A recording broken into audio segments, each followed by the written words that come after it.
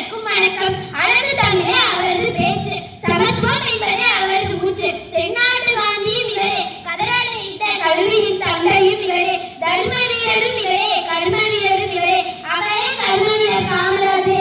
நான் இப்பொழுது கர்மவீரர் காமராஜர் அவர்களை பற்றி பேசப் போகிறேன். பெருந்தலைவர் காமராஜரின் சிறப்பு பெயர்களில் ஒன்று கர்மவீரர் காமராஜர் என்பதாகும். கர்மமே கண்ணாக கொண்டவர் இதன் பொருளாகும். காமராஜர் அவர்கள் 1903ஆம் ஆண்டு ஜூலை மாதம் 15ஆம் தேதி விருதுநகர் என்னும் ஊரில் பிறந்தார். இவருடைய தந்தையின் பெயர் குமாரசாமி நாடார், தாயார் சிவகாமி அம்மையர். காமராஜர் அவர்கள் இளம் வயதிலேயே தந்தையை இழந்துவிட்டார். விடுதலை வீரர் திரு சத்தியமூர்த்தியின் வாரிசாக இருந்தவர் காமராஜர். உப்பு சத்தியாகிரகம், ஒத்துழையாமை இயக்கம், அந்நிய துணியெடுப்பு, சட்ட மறுப்பு இயக்கம் முதலிய போராட்டங்களில் ஈடுபட்டு பல முறை சிறையில் அடைபட்டார். 9 ஆண்டுகள் அவர் மக்களுக்கு சிறை சென்றார் என்பது குறிப்பிடத்தக்கது.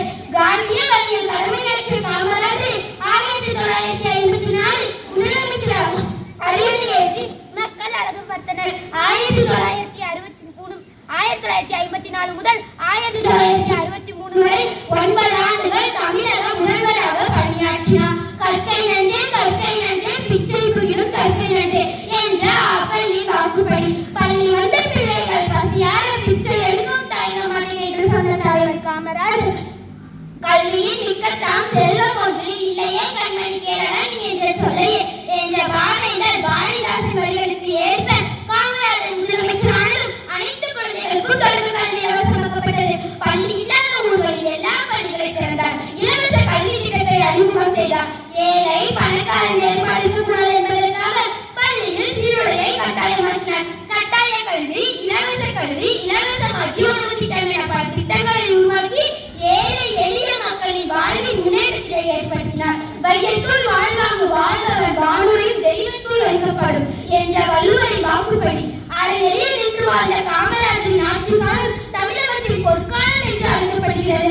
காமராஜர் தீட்டிய திட்டங்கள் நீர்ப்பாசன திட்டங்கள், பரம்பிக்குளம் ஆழியாறு அணை ஒப்பந்தம், நீர்மின் திட்டம், நில சீர்திருத்தம், அணைக்கட்டுகள், மின்துறை சாதனைகள், நெய்வேலி பழுப்பு நிலக்கரி சுருங்க நிறுவனம், தொழில் வளர்ச்சி, கிராமப்புற வளர்ச்சி என காமராஜரின் ஆட்சியின் அசத்தல் திட்டங்களால் வளமானது நாடு. 9 ஆண்டுகள் ஒரு நூற்றாண்டு சாதனைகளை காமராஜர் நிகழ்த்தினார். மெய் வருத்தம் பாராது, பசி நோக்காது, கல்விச்சால அவமதிப்பையும் பொருட்படுத்தாத காமராஜர் மக்களுக்காக அயராத உழைத்தார். எனவேதான் அவர் கர்ம வீரர் ஆனார். கர்மமே கண்ணாக கொண்டவர், கர்மமே கண்ணாக காமராஜர் உழைத்த காரணத்தால் தான் தமிழகத்தில் உள்ள 20,000 கிராமங்களில் 70% மின்வசதி பெற்றன. எல்லோருடைய வாழ்க்கையும் வரலாறாவதில்லை, வரலாறானவர்கள் யாரும் தனக்காக வாழ்ந்ததில்லை என்ற பொன்மொழிக்கு பொருந்தி வாழ்ந்த காமராஜர் அவர்கள் காந்தி ஜெயந்தி என்று 1975ஆம் ஆண்டு தன்னுடைய 72வது வயதில் காலமானார். 1976ஆம் ஆண்டு இந்திய அரசின் மிக உயரிய விருதான பாரத ரத்னா விருது அவருக்கு வழங்கப்பட்டது. தமிழ்நாடு அரசு காமராஜர் நினைவை போற்றும் வகையில் சென்னை கிண்டியில் நினைவிடம் ஒன்றை அமைத்துள்ளது.